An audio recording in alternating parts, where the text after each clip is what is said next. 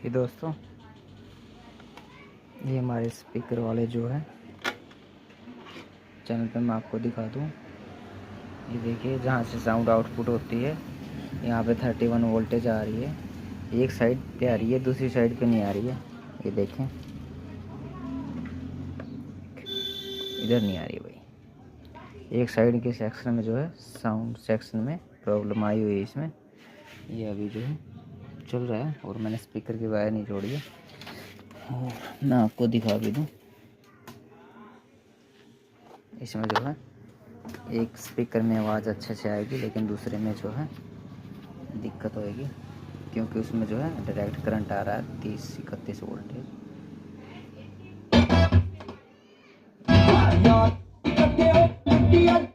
एक चैनल पे आवाज़ आ रही है और यहाँ पे नहीं आ रही, ये डायरेक्ट करंट आ रहा है।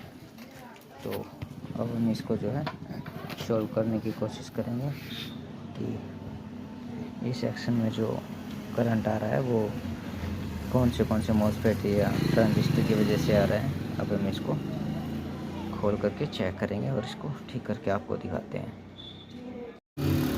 देखिए दोस्तों, अगर आप देख पा रहे हैं तो ये ट्रांजिस्टर जो है फटा हुआ है और इसी सेक्शन में जो हम इसके ट्रांजिस्टर और मॉसफेट वगैरह चेंज करेंगे और फिर आपको दिखाते हैं। दोस्तों, इस सेट में जो है मैंने ये 558 नंबर के जो है दोनों ट्रांजिस्टर, एक यहाँ पे लगा हुआ था और दूसरा यहाँ पे लगा हुआ था, दोनों जो है चेंज कर दिए हैं।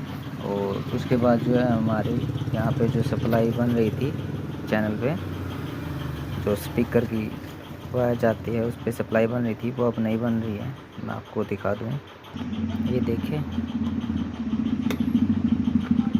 यहाँ पे जो है बिल्कुल भी स्पीकर वाले चैनल पे सप्लाई नहीं बन रही है।